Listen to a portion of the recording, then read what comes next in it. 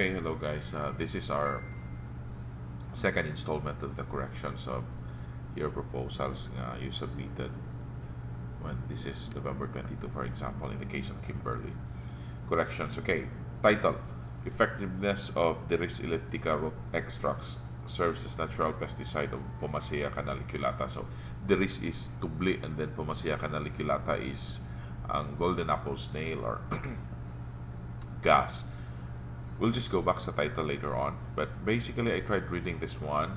The introduction sounds okay already, no? So you started as you introduce what is the race, then it has a very high pesticidal characteristics, no, from different sources. Now, do not just copy and paste. So, for example, if I'm not wrong, this one is from the author. Probably you copied like one whole paragraph, Kimberly. Yeah, by the way, please include your team members, your group mates in the names nga inyong i-indicate sa inyong paper.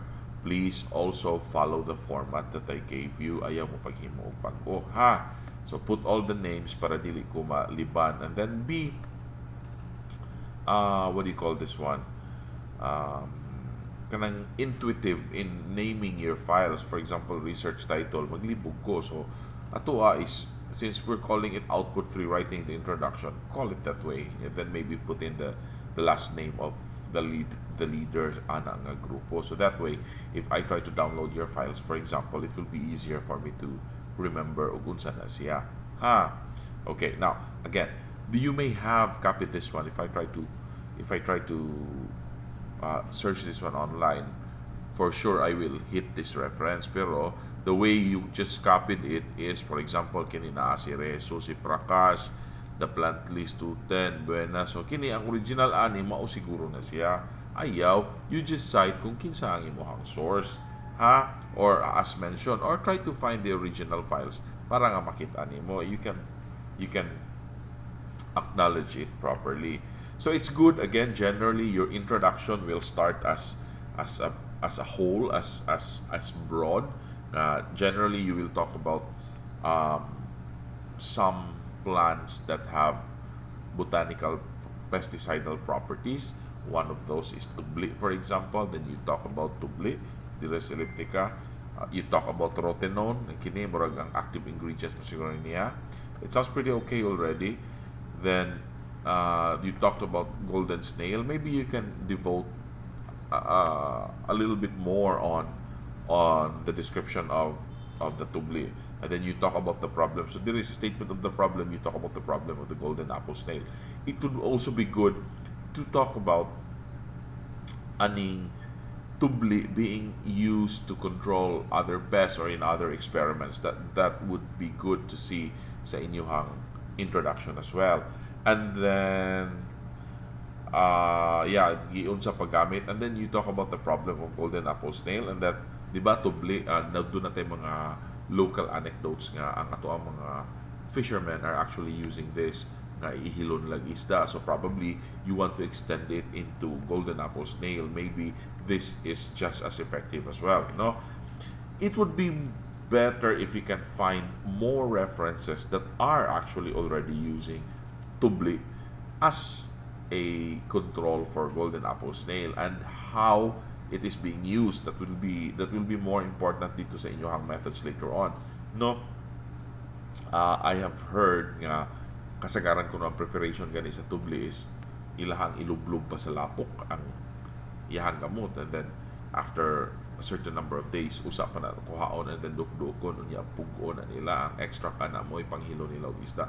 So I don't know, maybe you will be doing that as well. Maybe it will be more effective that way or not. So mura siya gi-ferment usa, no?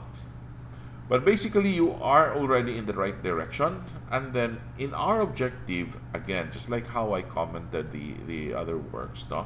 Your objectives must be specific and measurable. So, know the effectiveness. Like, how are we going to measure effectiveness of tubli? No? What part of tubli is most effective? Now, at the start palang daan, here, you said root extracts. So, siguro ni mo i-appeal ang uban nga parts. Kung man diri ang utana ka og asay most effective. Determine if this organic pesticide is also effective to other pests in the rice fields. That is beyond the scope of your study. Okay, right now, you are focused with the golden apple snail or the kuhol. Determine the alternative methods on how to harness the extract of tubli. I really don't know what that means, no? To harness the extract of tubli. Determine the effectivity period of tubli. Now, I think this is still beyond the scope of your study, although wala pa man ang atong methods, no? Determine the application method of tubli extract as an organic pesticide. Kini will be more relevant until makita nako ang inyuhang methods. Og dili ninyo maiskutan ng methods right now, medyo vague pa ni. So I think based on the literature, again by the way, before para sa next na to nga output, it will be complete naman akong pangayoon ninyo. So therefore, I will be seeing the methods na. So therefore, I could kumbaga ma-relate na nako ang inyong objectives with the methods. So it's very important na your methods will be consistent with your objectives. So right now, I would say nga siguro you focus on probably the effectiveness of tubli, and how to do that is to look into kuan siguro kaning to look into like concentrations ug unsa kadaghana ang inyong ibutang amount of tubli.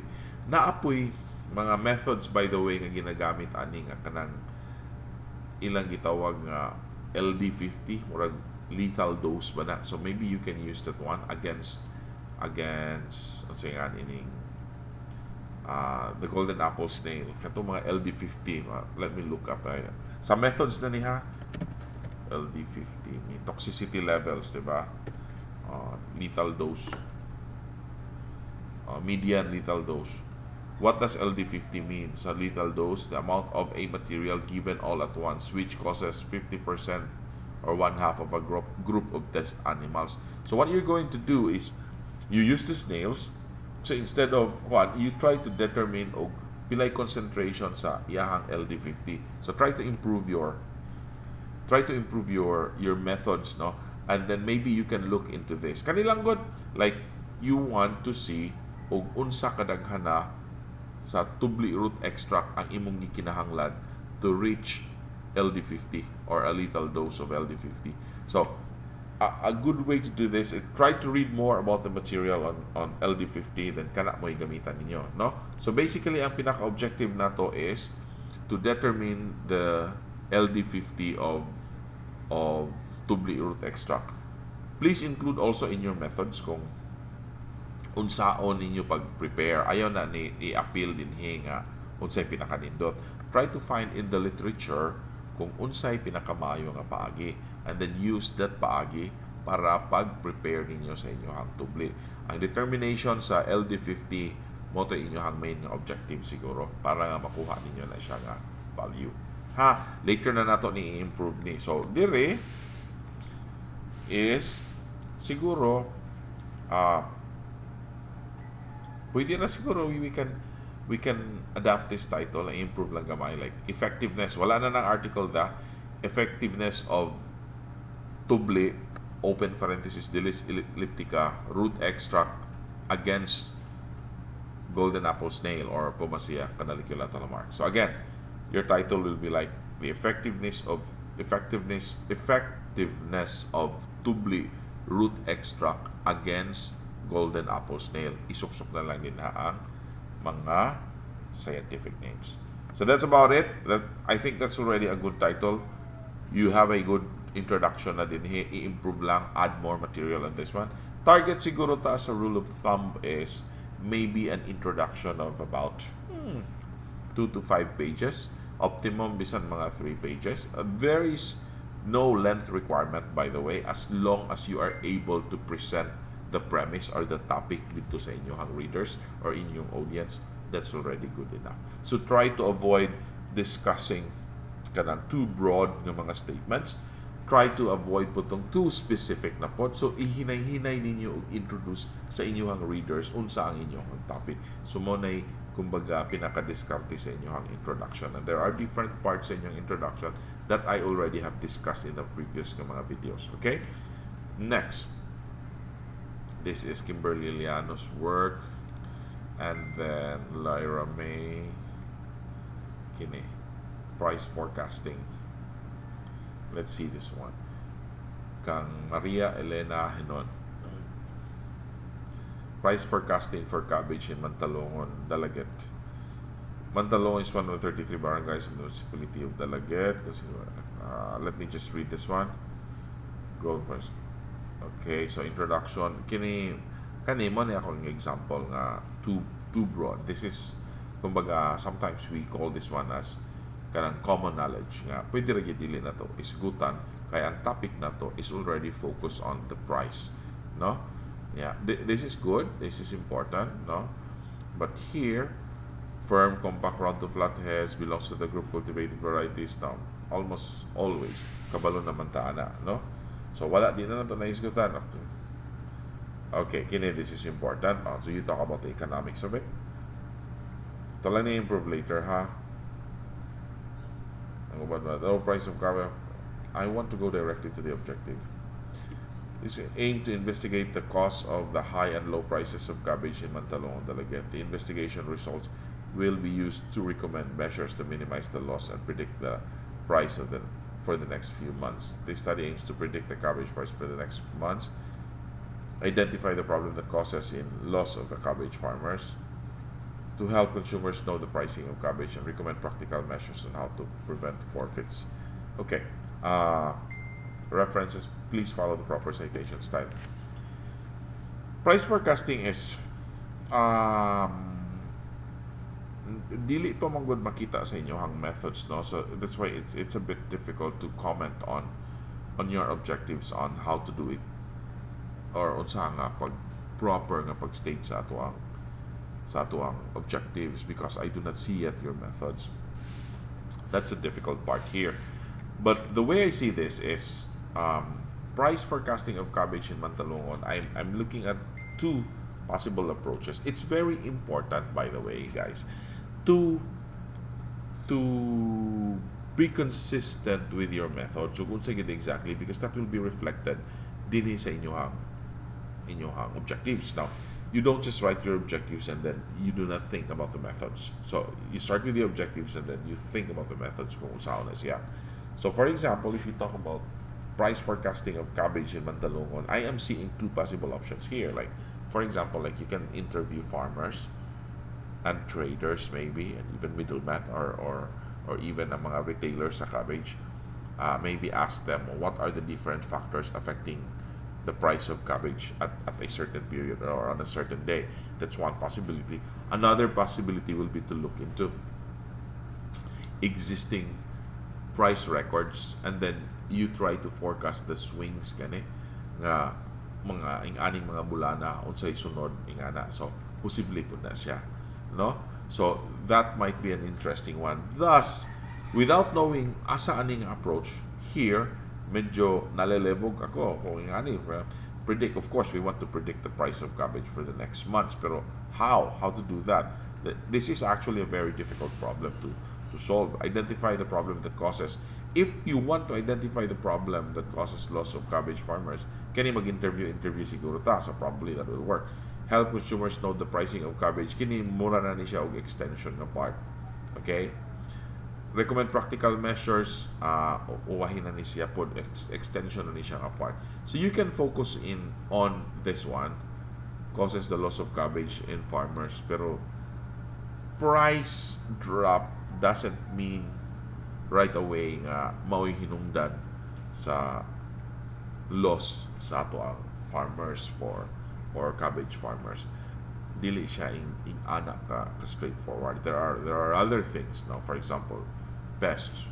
Ug daghan kayo ang dangan, pildi ka or basa kayo, di ba malata man na siya o sikig ulan, for example, pildi ka. Right now we're looking at price lang usa. So if you talk about price, kay if I'm not wrong, econ majors mo. If we talk about price, ang price sa usa ka commodity is variable over time. So it changes. It may go high, it may go low. Now normally it is actually just responding to law of supply and demand. So basic na siya. If the supply is high, okay, price is low. If the demand is high, okay, the price is high. So kung daghan ang imong supply niya, ang demand nimo is only this much, barato gyud na siya. That's very normal. Now, how to predict, okay, that's a different story. So maybe, yeah, I think the approach might be to go into interviews, no? Yeah, you can dili lang farmers, kaya actually sa end sa farmers, if I'm not wrong, in Dalaget, in Mantalongon, for example, like farmers there are producing cabbage year round. So any chance nga pwede makatanom, they will plant cabbage. So basically any day nga moadto ka og Mantalongon and the neighboring barangays there, you will find cabbage like year round. Yeah, but there are times in the year nga ang presyo is taas. Sometimes also in that year the presyo is ubos. To try to determine og unsa ang mga possible nga mga hinungdan o musaka ba ang cabbage or ubos. Now, sa Bukidaan, sa Mantalongon daan, ang presyo is not set by the farmers. It's actually set by the traders or mamalitay dito mga usahay kaning mga kanang ilang mga traders. Sila mo ingon nga karon ing anira this much sa carbon. So I am thinking along the lines of, instead of interviewing farmers, you will be interviewing traders or katong mga middlemen, or instead you go to carbon, like ask the questions nga unsang mga bulana musaka moubos, pilay presyo ani, unsang mga possible reasons nganong misaka nganong miubos, ingana ba. So ang imuhang respondents might not be the farmers in the first place. So you go to perhaps to Carbon public market or Mantalongon public market and ask the traders of unsa possibly and what are the reasons, like for example in Carbon unsa ang influx ba sa cabbage from other areas. For example, if I'm pretty sure some of the carrots and cabbage nga naa sa Carbon are actually coming from Negros, some are from Mindanao. There was one time in Baybay when I was there, I asked a vegetable retailer usahay gani kuno gikan og Bagyo ang ilahang mga commodities sa ibang baligya dito. See, so in Carbon, I don't think it's just Mantalongon ang naga-supply daghan. So a good way to start is there, and then kini you focus on identifying the factors that affect the price of cabbage. Kana na lang. Muna yung main ninyong objective. We can add more, like what are, but basically your idea here, the idea here is to identify what are the factors lang. Yeah. Next is how strong these factors affect the price of cabbage in the market.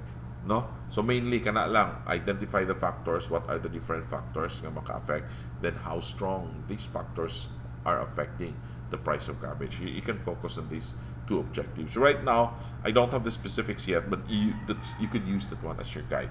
No? So that's good. So again, follow the proper citation style for this. Na anak ko format, again, you write all the names of your group mates sa inyong proposal. Okay, I want to proceed to the next one. This is Maria Elena Hinon Maria Sanri Monseda. Sa maniya. Tatay tulan. Mo gyapon ni ha kanang effectiveness ra o sa mani. So try to use proper kanang file naming para dili kay tama malibog, no? Effectiveness of extracted marigolds and wild sunflower applied in tomatoes to control root knot nematodes. Okay. Plant protein, if I'm not wrong. Okay, let me read this one. Philippines kamatis fruit. Okay, this is common knowledge gapon eh.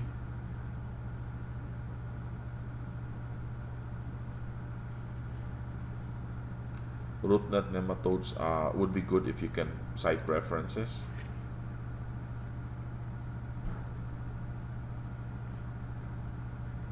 Okay. Parasitic naman. It's difficult to control.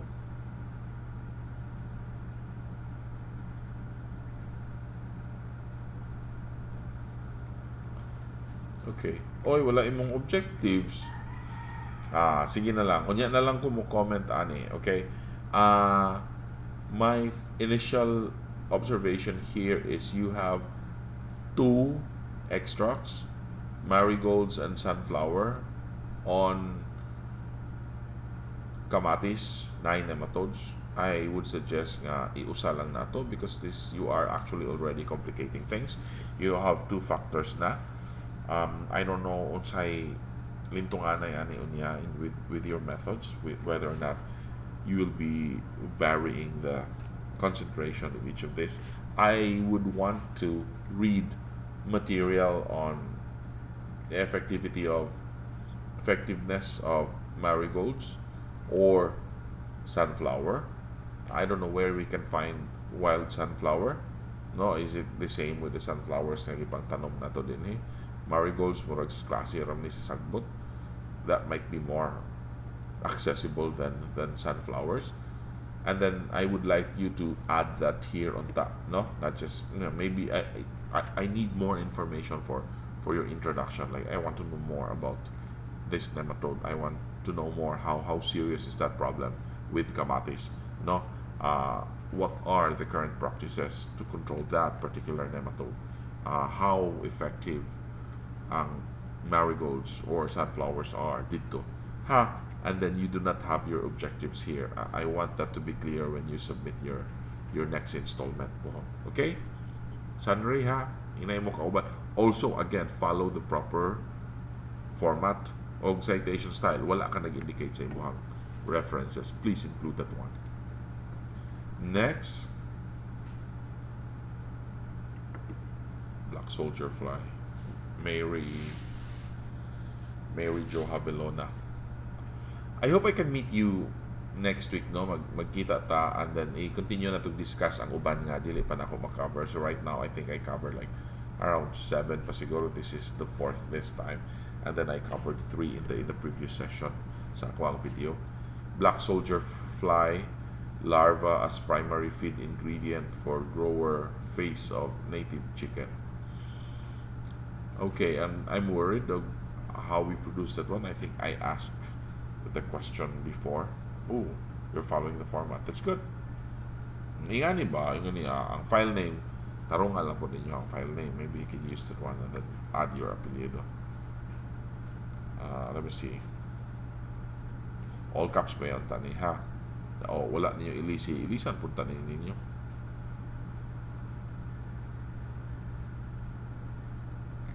Title, wala ba? Ilisan po din ninyo. Hasta ni, sudli po ni, o klaro na. Okay, major in. Sa mga major ninyo, you did not indicate that one. Department head, kinsa, ilisan na ninyo. Kini, they should be in the next page now. You can do away with the biographical sketch. Table of contents. Okay, let me read this one. News,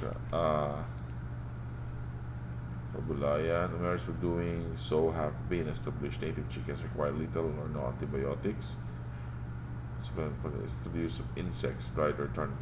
Okay, that's good. No, so nice starter introductory statements about native chicken, and then we shift siya into supplementing. That's a good one. Pero we need more.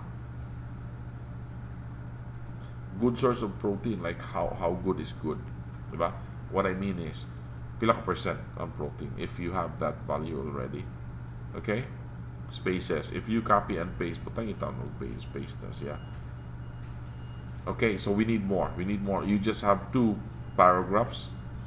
I'm not saying it's too short. Nagkulang pagamay sa gusto na tong ipaabot dito sa atong reader. I really hope we can do this face-to-face, no? Maybe next meeting atong i-go over ang kining inyong mga work during our class. Significance of the study. Alternative protein. Good for you. Padaini, sorry, wow, kita na yun. Show promising result to this. Possible economic benefits of switching to Black Soldier larval meals as opposed to conventional fish meal when it comes to quail production. Okay. Soybean cake used for protein supplement 50% BSF. It's a black soldier fly. Cheaper. Oh, okay. Okay. I've been cost of feed. This is actually already good. I-improve na lang yung gamay.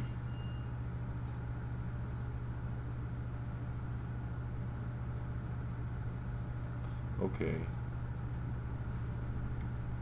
Yeah, this is a good start.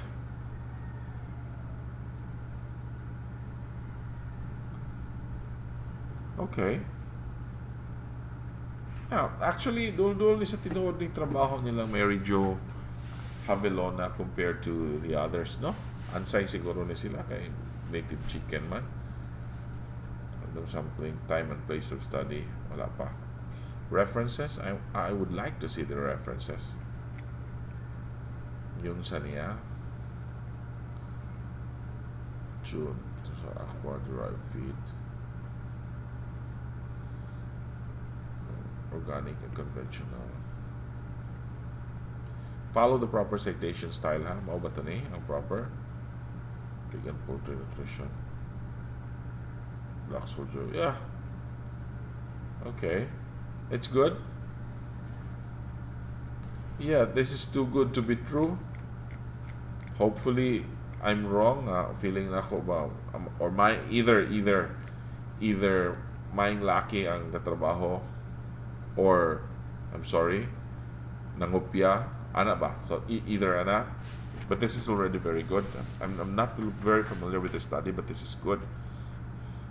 Effects of using as primary feed ingredient. Kini effects, actually dili pa ni ang statement,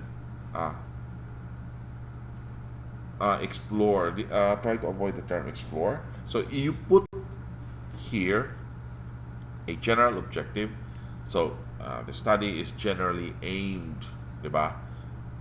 Aimed to assess the effectiveness of black soldier fly as protein supplement to the feed.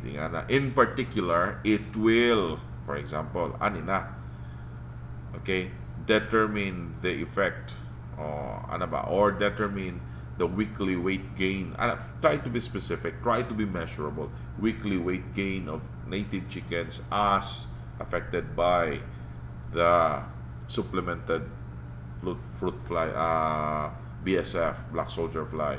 Determine the, for example, feed conversion ratio of native chicken as affected by the different, diba, amounts of supplemented BSF, diba? And then look into the ADG, or the average daily gain, pila may daily gain or weekly weight gain, then maybe you can also look into the carcass quality and so on. So there is a better way of stating it, but basically what I'm doing here is I'm giving you an idea on how to present your objectives. Like I said, it would be better if this is an interactive activity, no, than just a video that I upload online. It would be good nga kamo maka-ask mo question ba, so I can give you more specific answers. But basically that's it. Your objective must be specific, meaning it can be measured na. So you look into weight gain, so timbangon. You look into carcass quality, like sensory test.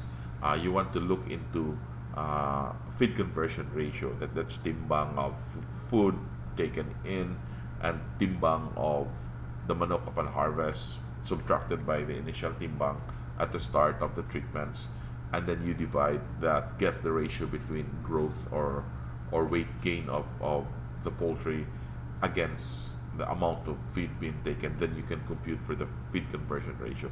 Ingana ba? So instead of just difference in amount and quality of meat, ingana, so carcass quality, yeah, nakaiskutan na ako ganyan, sensory test, it can be done that way. Okay? So this is already very well written. Gamay na lang ang mga edits, more specific edits can be done to improve this one. I'm just worried, like, whether or not makaproduce ba mo sa amount needed, no? I would like to see the methods later on og pila ka percent ang atong i-supplement, no? Like how much og yun saon pud pag-prepare ang black soldier fly. Anyway, mo na inyohang buhaton para next year puhon. Okay? So, kada lang sa karon, I have other things to do pa pod. So in the meantime, kana lang usa. Okay? So maghimo na po kog another recording for the next nga mga mga proposals nga na. All right? Thank you till next time.